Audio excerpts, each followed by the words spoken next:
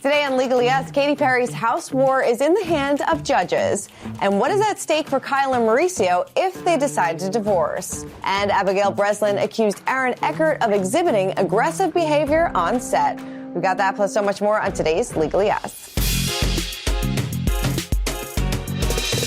Hey everyone, Christina Garibaldi here with Neama Rahmani, President and CEO of West Coast Trial Lawyers. And welcome to Legally Yes. Hi Neama, how are you? Hi, Christina. How's it going? Good.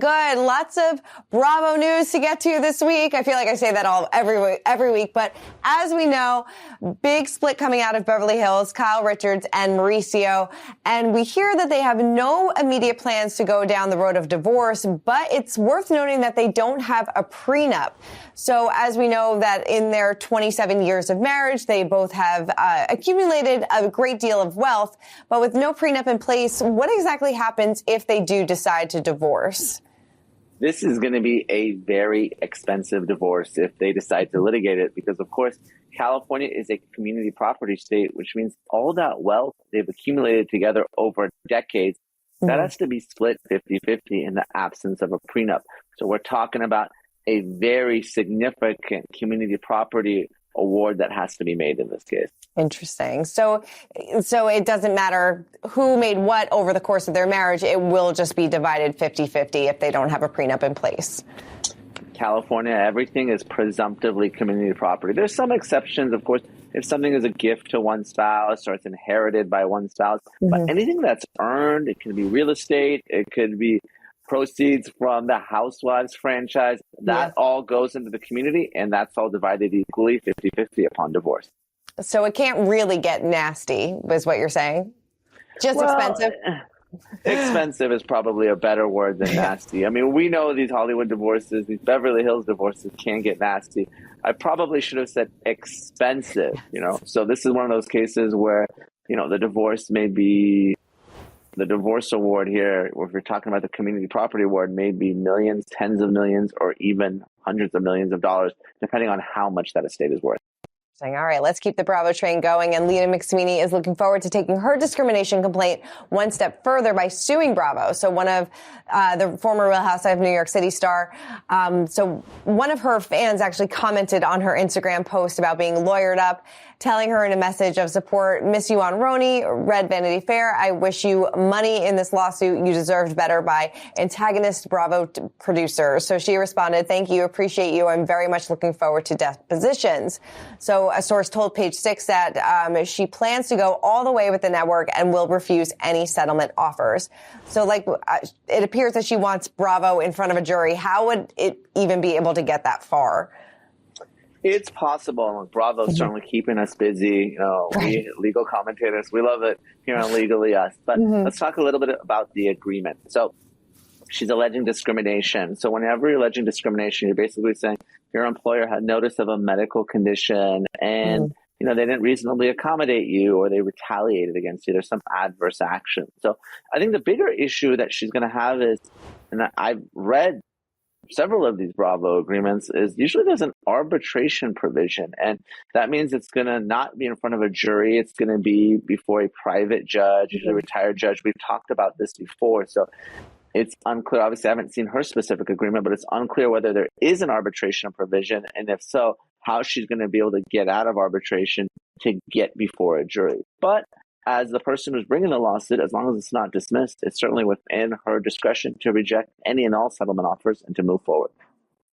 See what happens. All right. Well, we talked about this a few months ago, it seems like, but the battle over Katy Perry and Orlando Bloom's California mansion is in the judge's hands. So as we know, she is going against an 84-year-old Texas millionaire, and they just presented their closing arguments that gave vastly different narratives of the couple's disputed real estate deal. So lawyers for the entrepreneur Carl Westcott cast their client as a retired businessman, long past his prime. He was suffering from a degenerative brain disease, post-operative delirium from a 6-hour back surgery. So he really wasn't in his right mind to sell Katy and Orlando this home for $15 million back in July of 2020.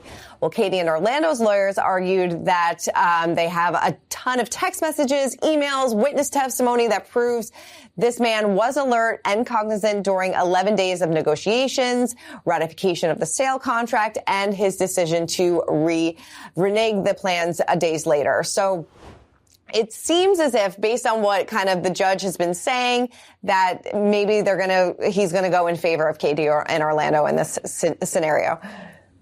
I think that's right, Christina. So normally, and we've talked about it with the Bravo agreements, usually if there's a contract, judges are going to enforce the contract. You can't just change your mind later. They want to give both parties the benefit of the bargain here. And in this particular case, you have the seller who's trying to get out of the deal. So the burden's going to be on him to prove lack of capacity, that basically he didn't know what he was signing. The problem is he just bought this property just a few months before. So it's going to be hard to say he lacked capacity because he certainly had the capacity to buy it in the first place. And the question is, obviously, if he had back surgery, if he really did have dementia, I mean, was he able to even consent to going through that back surgery, right? Because you have to give informed consent through any type of procedure. So the judge is kind of poking and prodding, cross-examining the witnesses, because in this type of case, because they're asking for an equitable remedy, which is rescission, basically to tear up that agreement. That's something that's ruled on by a judge and not a jury. Interesting. And it also seems like he made other real estate transactions around that same time, too. So if he was competent enough to make those transactions, why wouldn't he be competent enough to make this one? I think that's right. And again, you're talking about him engaging in all sorts of other business and personal activity around the same time. That's going to be tough, especially when, again, he does have that burden of proving that lack of capacity. It's going to be a tough case. If I had to guess, obviously you never know what a judge is going to do. I'd have to put my money on Katy Perry or Orlando Bloom in this particular case. Definitely. All right, moving on over to Abigail Breslin, because she has accused her classified co-star Aaron Eckhart of exhibiting aggressive, demeaning, and unprofessional behavior on set. So her allegations were detailed in a breach of contract lawsuit filed against her, in which the movie's production company claims that her accusations halted the project's timeline and set producers back $80,000. She privately came forward to the Dream Team studios with her complaints about Eckhart earlier this year, and per the lawsuit, the entire production almost ground to a halt following her claims. She accused Aaron Eckhart of displaying, like I said, aggressive, demeaning, unprofessional behavior, insisting that his actions placed her at various times in peril. She sent this letter to SAG-AFTRA union. She allegedly set forth her fears and blasted Aaron's behavior. She allegedly would only continue filming so long as she did not have any scenes alone with him. The lawsuit also revealed that a producer compiled with SAG-AFTRA guidelines for a safe set and conducted an investigation, and no evidence of any wrongdoing on Eckhart's part was found. And they called Abigail's claims wild, hysterical, and imaginary. So it seems like the studio is probably looking for her to pay back that $80,000. That's it. So what we're dealing with here is obviously a he said, she said type situation. It's possible to know what's going on behind the scenes. Obviously, every woman, they have a right to work in a safe environment. So really the question I have is sort of the timing of these complaints to the production company. Is this something that came about after the production company asked for their money back, or even worse, after they filed a lawsuit?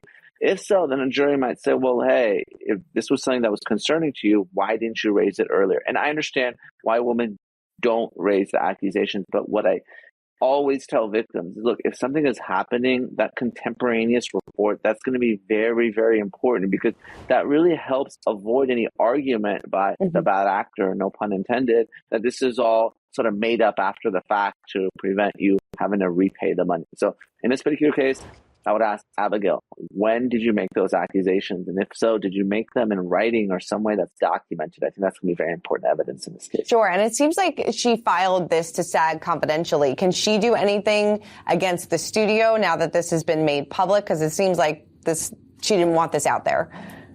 Well, potentially, but lawsuits are public, and we cover them here on Legally Us every week. So once you file a lawsuit or you're served with a complaint, it's going to be public. Now, there's certain instances where you can, be a Jane Doe, but most of the time, the presumption is that court filings are public. So this is all going to be out there, and this is evidence that's going to come out in discovery. She's going to have to give a deposition, and of course, you have to testify at trial. So that's all out the door once litigation commences. Right. Would she have to provide evidence in this case, since they did their own investigation, didn't find anything, and maybe they privately tried to have her pay back this money, but will she now have to prove that he treated her poorly?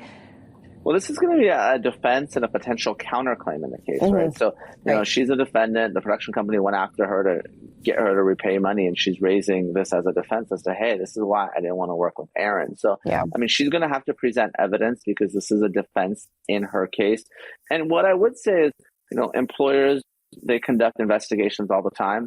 Sometimes those investigations aren't good investigations, or they circle the wagons and protect their own. I'm not saying that's what happened here, but I think really it's going to be up to a jury to decide who's telling the truth, because again, two very different stories being told here.